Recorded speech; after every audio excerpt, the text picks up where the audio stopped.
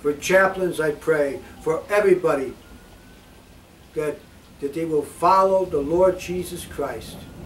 And the Lord just reminds me that, you know, it's not only for us to believe on His name, but to suffer for His name's sake. His name's sake, soldiers.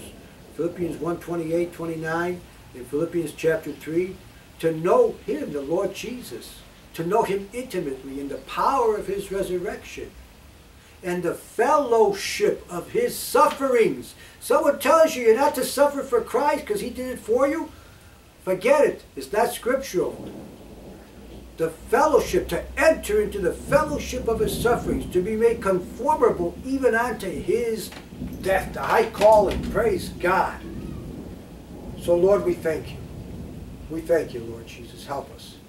Help us this day. Help Your soldiers. Help the police.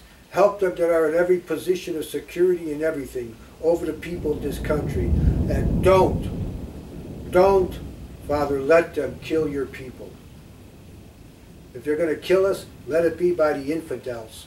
Let it be by them that are satanically inspired.